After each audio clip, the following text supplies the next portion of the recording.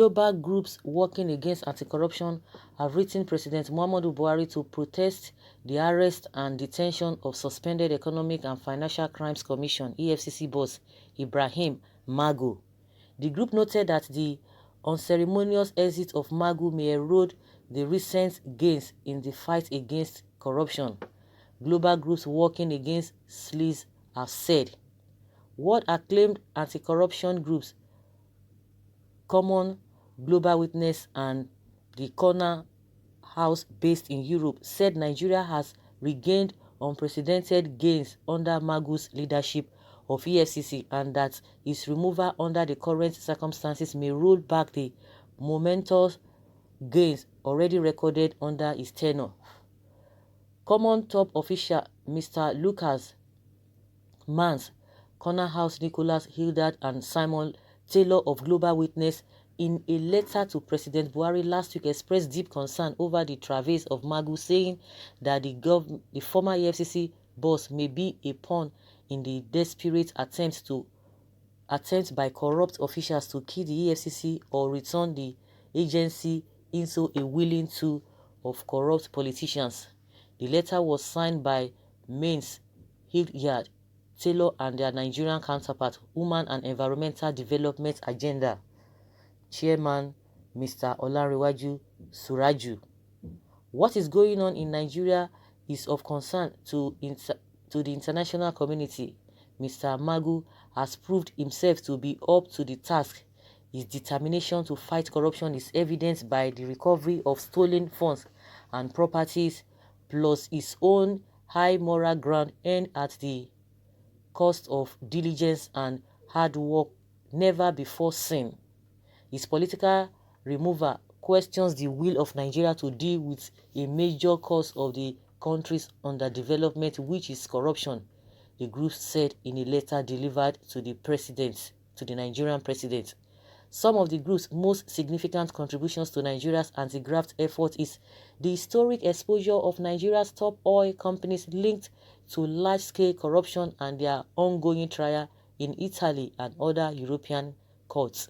The coalition noted that we are therefore greatly alarmed, as are others in the international anti-corruption movement, by reports that Mr. Magu has been detained and suspended following allegations against him that were reportedly made by Attorney General Malami directly to you.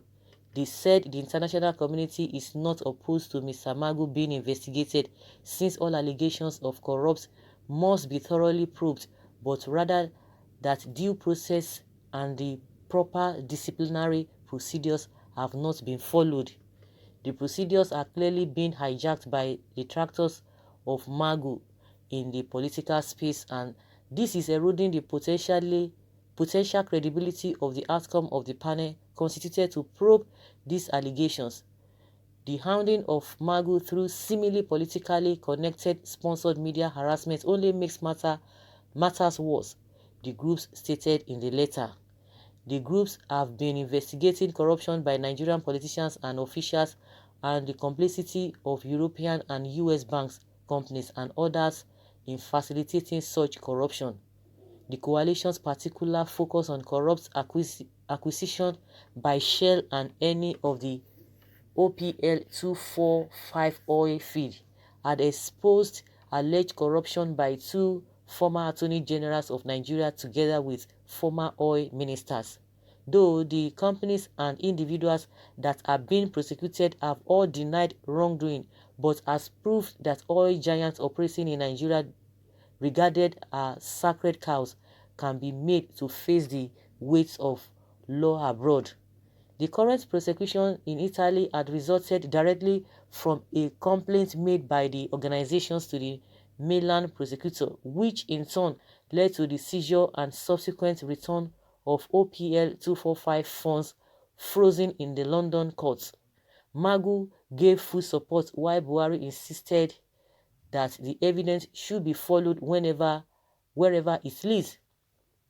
These and other actions have significantly improved Nigeria's standing internationally, as a recent report by the prestigious University of Edinburgh-led Global Integrity Anti-Corruption Evidence Program records.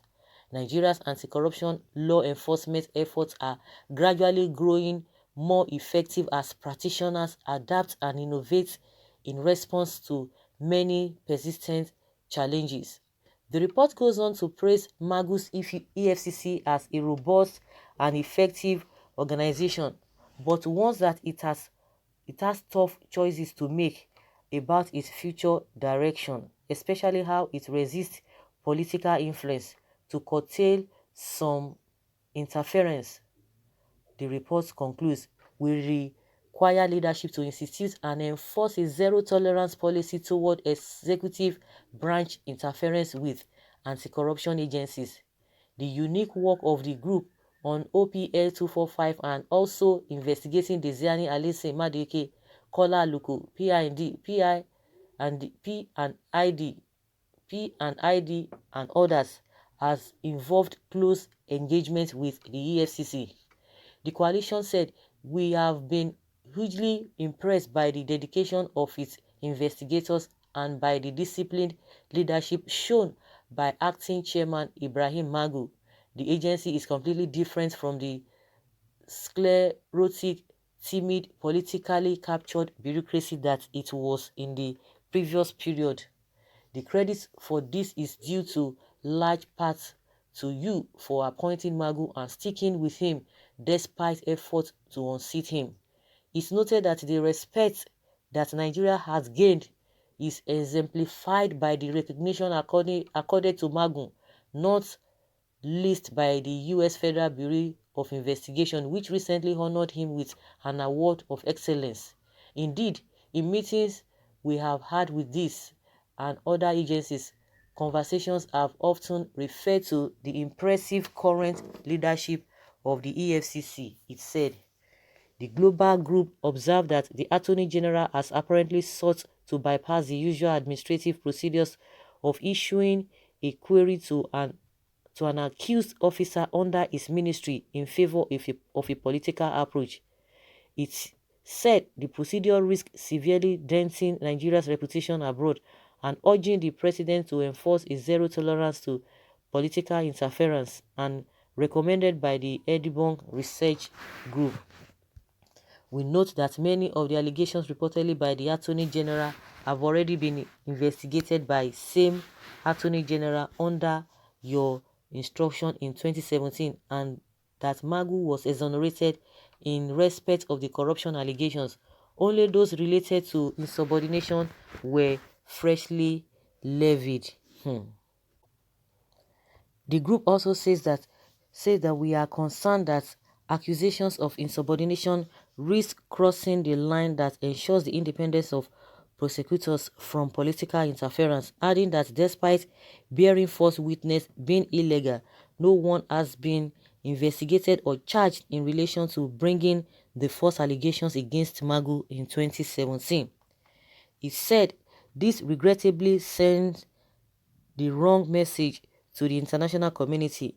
Realize that you have been placed in an individual's position by the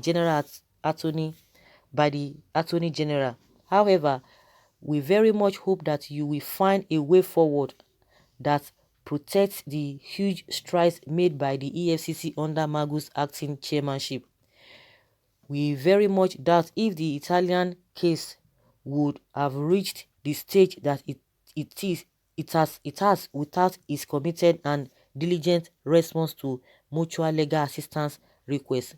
At this critical stage in the trial, his replacement for political reasons would be wholly regrettable and would only give succor to those being prosecuted, the group said.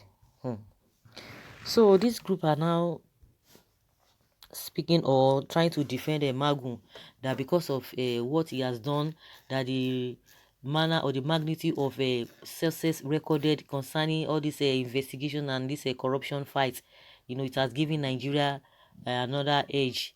By so doing, they believe that all of these things are, in a nutshell, maybe they are just a frame up. I don't understand. So they are writing Buhari to look into it, to protest the arrest of Magu. They've written to Buhari to protest the arrest of Magu, so that this good thing and good work he has done will not just slide down. They are making excuses for him. Well, they have written the president. Let us see what is going to happen. They've already suspended him, but still holding him back is what they are still, people are still talking about. And and himself, he has been talking and be accusing the same at the AGF of wrongdoing. I don't know what you guys think. Let's have your take in the comment section and let's know your opinion concerning this. Thank you.